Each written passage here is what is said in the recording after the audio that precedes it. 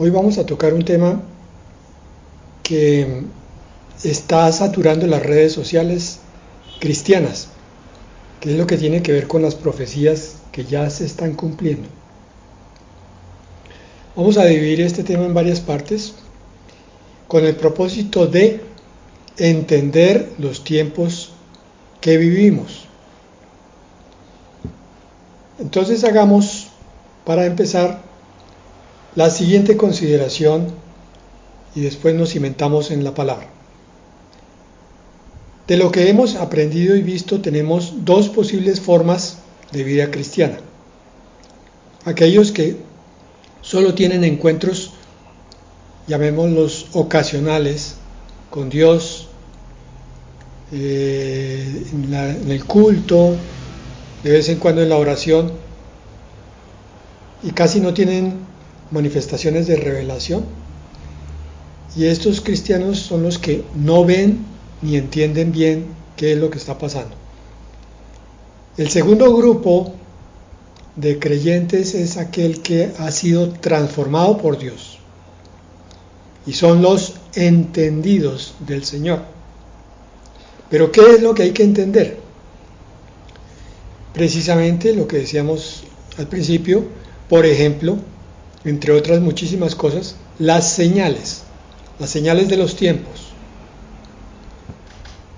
Dice Marcos 13:33 al 37. Miren y velen porque no saben cuándo será el tiempo. Será como el hombre que al salir de viaje dejó su casa y dio autoridad a sus siervos, a cada uno su obra, y al portero mandó que velase. Velen pues, porque no saben cuándo vendrá el Señor de la casa, sea a la tarde, a la medianoche, al canto del gallo o a la mañana. No sea que cuando vuelva de repente los halle durmiendo. Lo que a ustedes les digo, a todos les digo, velen. Es una palabra que no leemos con mucha frecuencia, pero que es muy completa en su exhortación, porque el propio Señor Jesucristo, está advirtiendo a su pueblo entendido que hay una actitud adecuada y una inadecuada. Velar versus dormir. Los que velan son los que están despiertos, ojos abiertos, oídos entendidos, mirando continuamente en qué momento está el Señor por venir. Obviamente uno no puede permanecer siempre en vigilia, porque va a terminar agotado. Entonces el propósito de la enseñanza del Señor es mostrarnos que en el Espíritu hay que seguir unos indicativos muy claros para mantenerse velando, que son las señales. Estar mirando cuáles son las señales que se están dando para despertarnos en el Espíritu. Porque lo contrario de eso es lo que ocurre en Isaías 29:10. Dice: porque el Señor ha derramado sobre ustedes espíritu de letargo, dice en la Reina Valera del 2015, espíritu de sueño en la Reina Valera del 60. Ha cerrado los ojos de los profetas, ha cubierto las cabezas de los videntes. Esto era una especie de castigo sobre el pueblo de Israel que había estado pecando. Entonces el Señor está mostrando una figura que puede ser literal, muy seguramente, donde Él mismo permite que algo venga sobre el pueblo desobediente y rebelde, que es ese espíritu de sopor, de adormecimiento, de letargo, que ahora en los últimos tiempos, estos que estamos viviendo, se está dando con mucha intensidad. ¿Por qué lo digo? Porque si ustedes se reúnen con 100 cristianos a hablar de las cosas de los últimos tiempos, a hablar de la profecía escatológica, a hablar de las señales bíblicas manifestadas en las noticias, van a descubrir que muchos de estos 100 creyentes se quedan con la boca abierta como si fuera la primera vez que oyeran una advertencia semejante. Porque muchos de estos creyentes han estado entretenidos en simplemente cumplirle al Señor en un tiempo, un día a la semana, pero el resto de su vida es para el mundo. O si han estado un poco más integrados a la iglesia, entonces quizás no han recibido las enseñanzas adecuadas para hacerles comprender que son los últimos tiempos, que estamos en principio de dolores. Quizás se les ha hablado mucho del carácter benévolo, del amor, del bienestar, de las bendiciones de Dios, pero no se les ha hablado de Mateo 24, de Apocalipsis, de Daniel 7 en adelante, y de otros profetas que tocan el tema de la escatología con frecuencia. El adormecimiento viene también inclusive en las iglesias que están tocando estos temas, pero que muchos creyentes dicen, no, eso no es para mí. Yo necesito más bien la vida ligera del cristianismo. Yo me congrego con el Señor, con eso tranquilizo mi conciencia, pero no me esfuerzo en las otras cosas. Entonces el adormecimiento, el espíritu de sueño, es una constante que incluso los más despiertos, tú, mi hermano que estás dentro de esto, tienes que tener en cuenta para sacudirte, porque te voy a decir algo. Seguramente has cogido tu Biblia y a los 2 minutos ya estás cabeceando o estás pensando en otra cosa. ¿Sí? Seguramente has intentado hablar con tu Señor y tu pensamiento se ha desviado de una forma impresionantemente rápida hacia otras cosas. Seguramente has estado en una enseñanza importante y sin embargo no has recibido la plenitud de esa revelación. ¿Por qué? Porque Satanás está siempre pretendiendo apagar los espíritus que para él son peligrosos, que son los de los cristianos despiertos. Porque el cristiano despierto va a hacer varias cosas que lo van a acorralar, lo van a disminuir y lo van a detener. Entonces, entendamos si hay profecías cumpliéndose en las señales que vemos en estos tiempos. Hoy vamos a mirar, en principio, 4. Primera, el misterio de la iniquidad. Ya más adelante vamos a definir qué es la iniquidad, pero por lo pronto digamos que es la maldad. Es importante entender eso para diferenciarlo del pecado, son dos cosas diferentes. Daniel 9:24 dice, 70 semanas están determinadas sobre tu pueblo, refiriéndose a Daniel, está hablando aquí el ángel, el pueblo de Daniel es Israel, y sobre tu santa ciudad, Jerusalén, para 3 cosas que hay que terminar. Para terminar, primero, la prevaricación, poner fin al pecado y expiar la iniquidad. Y otras 3 cosas que hay que traer, dice, para traer, primero, la justicia perdurable, sellar la visión y la profecía, y tercero, ungir al santo de los santos.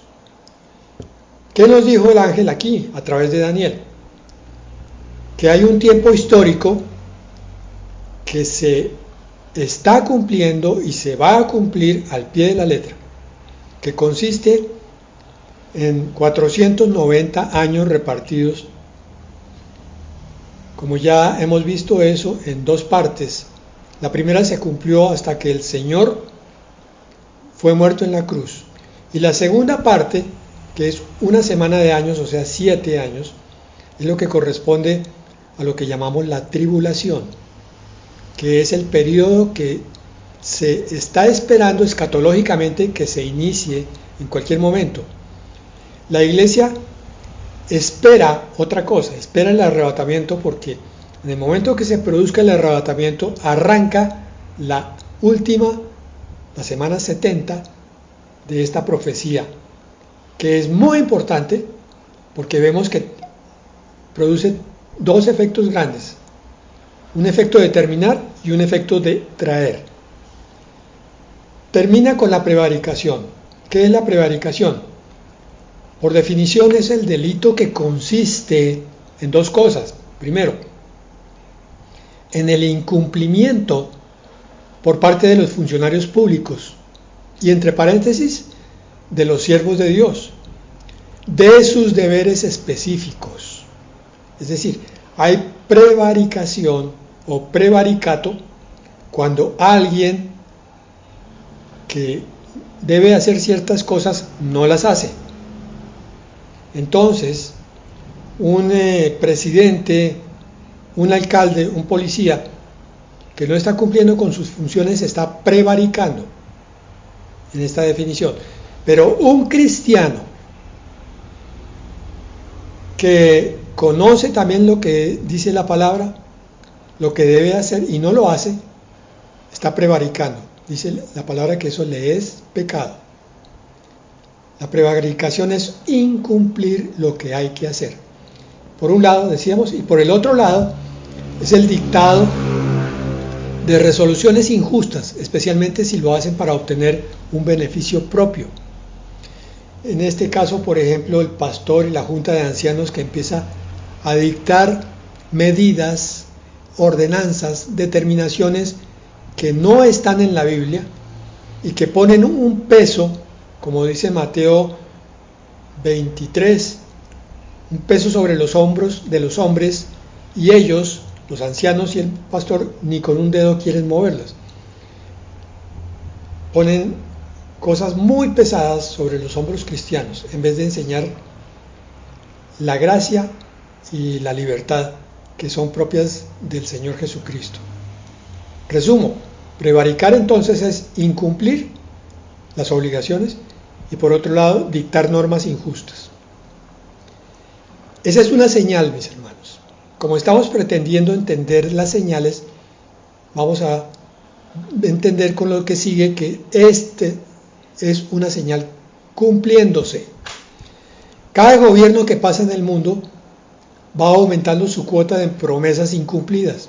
Ustedes ven las campañas políticas en todos los países, no solo en América Latina, en Europa pasa exactamente lo mismo, en Estados Unidos también, en todo el mundo, candidatos que prometen que van a traer el cielo y van a cumplir el paraíso cuando ellos suban. Y apenas se posesionan del cargo, se olvidan de muchas promesas y de otras se dan cuenta que nunca hubieran podido cumplirlas. Eso es prevaricar. Aparte de eso, los gobiernos ponen muchísimos obstáculos burocráticos. Va uno a hacer cualquier diligencia a cualquier institución gubernamental y es un problema, un obstáculo aquí, otro allá y otro más allá. Y a veces esos obstáculos es porque están buscando que se les pase dinero para agilizar las diligencias. Los gobiernos están lanzando leyes y reglamentos injustos e inmorales. Leyes sobre el aborto, leyes sobre cuestiones de género, cantidad de cosas que están poniendo pies arriba, patas arriba, la moralidad. Reglamentos injustos e inmorales. Y la corrupción descarada. Entonces, estamos viendo que en Daniel 9:24 se está cumpliendo la primera profecía. Este es un tiempo de prevaricación. Poner fin al pecado pues no requiere mucha claridad porque lo sabemos. Pero imagínense ese tiempo en que viene el Señor para acabar con el pecado. Ese periodo empieza en el milenio. acabar con el pecado, y aquel que peque inmediatamente será castigado. ¿Cómo será ese mundo? Pero lo que el Señor está permitiendo ahora es que el pecado llegue a su clímax, a su máxima expresión. Y la tercera cosa que decía es para expiar la iniquidad. E iniquidad se define como el carácter detrás del pecado, es decir, el temperamento que lleva la tendencia a pecar. Es la fuente de los actos de pecado, o es la adicción al pecado. Todo eso es iniquidad. Por eso se habla aquí en Daniel 9:24 de terminar la prevaricación, poner fin al pecado y expiar la iniquidad. Ahora sí podemos entenderlo mejor.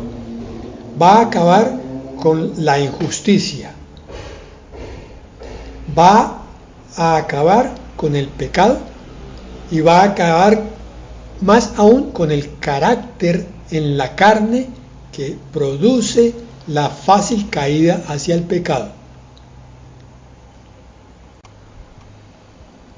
Segunda de Tesalonicenses 2:7 dice: porque ya está en acción el misterio de la iniquidad, solo que hay quien al presente lo detiene, hasta que él a su vez sea quitado de en medio. Esta palabra nos recuerda cuando dice lo detiene a un Daniel, en el libro de Daniel, que estaba orando, porque él estaba estudiando las Escrituras y recordó la profecía que decía que el cautiverio que estaba viviendo Israel en ese momento duraría 70 años. Y él se dio cuenta que estaba acercando el cumplimiento de ese plazo. Entonces, ¿qué fue lo que hizo Daniel? Todo lo contrario de lo que hacemos algunos cristianos, que es, en vez de sentarnos a esperar que Dios obre, Daniel se puso a orar. Oró 21 días con ayuno. Fue una oración intensiva. Y recordamos en ese pasaje que a raíz de esa oración, entonces llegó el ángel que le trajo dos cosas. Primero, la revelación de que había estado peleando con Satanás, con el príncipe de Persia. Por causa de la oración, se había entablado la batalla. Te lo estoy diciendo para que replantees el valor de la oración en tu vida. Tú no sabes cuántas oraciones hacen que Satanás sea detenido. Por eso decía, al presente hay quien lo detiene, el misterio de la iniquidad. Es la oración de los justos, la oración de la iglesia verdadera de Jesucristo, la que detiene la manifestación completa de la iniquidad. Quiere decir eso que si la iglesia no orara, no nos alcanzamos a imaginar cómo sería la situación de la manifestación de esa iniquidad. Si orando, intercediendo, clamando y gimiendo, el mundo está como está, ustedes pueden imaginarse cómo sería en caso de que no hubiera oración. Ahora, la invitación es a que ores con mayor intensidad, mayor frecuencia y mayor pasión, entendiendo esto que te estoy diciendo. Porque es como si cada cristiano estuviera puesto como un francotirador escondido y ve venir un diablo, le apunta, lo dispara y lo detiene. No lo mata, pero lo detiene, lo inmoviliza, lo incapacita. Ese diablo tiene que salir a buscar sanidad para volver a trabajar. Cada oración tuya produce ese efecto, detiene la iniquidad, detiene las avanzadas del enemigo, las primeras líneas de ataque y las de más adelante también. Si tú te unes con otro en oración grupal y de intercesión, para eso es la iglesia, con mayor efecto va a producirse la detención de Satanás. Por eso vuelvo y te leo, 2 de Tesalonicenses 2:7, porque ya está en acción el misterio de la iniquidad. ¿Desde cuándo? Desde el principio de los tiempos, pero más frecuentemente desde el momento en que el Señor murió en la cruz. Satanás se manifestó con mayor fuerza porque sabe que le queda poco tiempo. Continúa 2:7 diciendo, solo que hay quien al presente lo detiene hasta que él a su vez sea quitado de en medio, hasta que la Iglesia y el Espíritu Santo, que tienen el ministerio de intercesión, sean quitados de en medio. La segunda de Tesalonicenses 2:7 en la Nueva Biblia Viva dice, el plan secreto de la maldad ya se está desarrollando, solo falta que lo detiene sea quitado de en medio. Muy bien, entonces, en el diccionario bíblico MacArthur dice sobre el misterio de la iniquidad, este es el espíritu de iniquidad que ya prevalece en la sociedad humana, pero se define como un misterio porque no se revelará por completo como lo será en aquel que se opone a Dios con tanta perfidia que asume de manera blasfema el lugar de Dios mismo sobre la tierra, o sea, el anticristo. Cuando llegue el anticristo y se manifieste, el misterio de la iniquidad se destapa completamente, el cual Dios ha reservado para su Hijo Jesucristo. El espíritu de ese hombre ya está en operación en el mundo, pero el hombre en quien se incorpore a plenitud ese espíritu todavía no ha llegado. Esta señal se está cumpliendo en que a nivel privado también hay mucha corrupción, mucho robo, mucho engaño. Por ejemplo, en las EPS, en los bancos, en internet, etcétera, etcétera. Tenemos entonces la primera señal cumpliéndose. Así que abre tus ojos y vela, porque en resumen, si el misterio de la iniquidad está en acción, en cualquier momento se va a manifestar. Y el misterio de la iniquidad se manifiesta con el jinete del caballo blanco de Apocalipsis 6. En ese momento la iglesia ya está en el cielo. Relacionado con esto está el espíritu del anticristo, que es la segunda señal que vamos a ver. Primera de Juan 2:18. Hijitos, ya es la última hora, lo dice la Escritura. Y como oyeron que el anticristo había de venir, así también ahora han surgido muchos anticristos. Por eso sabemos que es la última hora. Anticristo no es un nombre propio, es un adjetivo calificativo sobre una persona o personas que se van a oponer a las cosas de Dios. Dejemos que la palabra nos explique en mayor profundidad esto. Lo que quiero acotar aquí a este versículo es que en este momento ustedes pueden mirar claramente que hay muchas personas que se están oponiendo franca y abiertamente a las cosas de Dios, a la Biblia, a la iglesia cristiana, a los pastores, al creyente cristiano verdadero, legítimo, a los conceptos cristianos. Y de ahí es de donde va a venir la persecución, porque Satanás quiere establecer el misterio de la iniquidad en totalidad y no necesita, al contrario le estorba alguien que le esté diciendo eso es pecado, eso es pecado, eso es pecado. Por tanto va a haber una persecución mortal al final de los tiempos en la tribulación para acabar con la oposición que le genera la palabra de Dios. Segunda de Tesalonicenses 2, versículos 3b, o sea, en la parte final, y 4.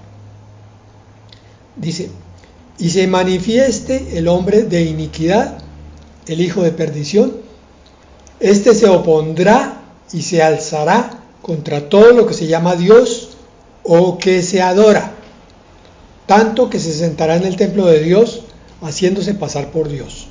Ahí está la definición de lo que es un anticristo.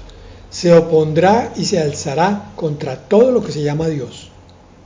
Por consiguiente, el ateísmo, muchas formas de política, el comunismo, son formas anti-Dios, anticristianas, antibíblicas, pero apenas son manifestación del espíritu del anticristo. Si eso ha sido así, si la batalla ha sido tan frontal y tan directa durante tantos siglos, ¿cómo será cuando se manifieste el hombre de pecado?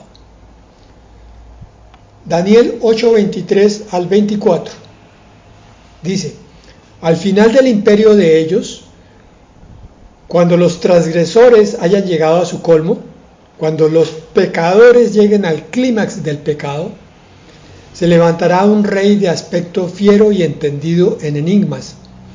Su poder se incrementará, pero no por su propio poder. Él causará gran ruina y prosperará. Actuará arbitrariamente y destruirá a los fuertes y al pueblo de los santos. Esa es la oposición materializada. Esta es la profecía sobre la persecución durante la tribulación. Pero como ustedes ya se han dado cuenta, el principio de dolores significa una señal que se va haciendo más y más fuerte, notoria y marcada. Por tanto, la señal marcada de la persecución sangrienta contra los cristianos, pues ya se está dando, no en el grado durante la tribulación, pero ya se está dando. Ya hay persecución contra iglesias, pastores y cristianos. Apocalipsis 13, versículos 5 al 7. Y a la bestia, hablando del anticristo, le fue dada una boca que hablaba insolencias y blasfemias, y le fue dada autoridad para actuar por 42 meses. Y abrió su boca en blasfemias contra Dios, para blasfemar contra su nombre y contra su tabernáculo, es decir, contra los que tienen morada en el cielo. Ahí está la oposición clara. Y le fue permitido hacer guerra contra los santos y vencerlos. También le fue dado poder sobre toda raza y pueblo y lengua y nación.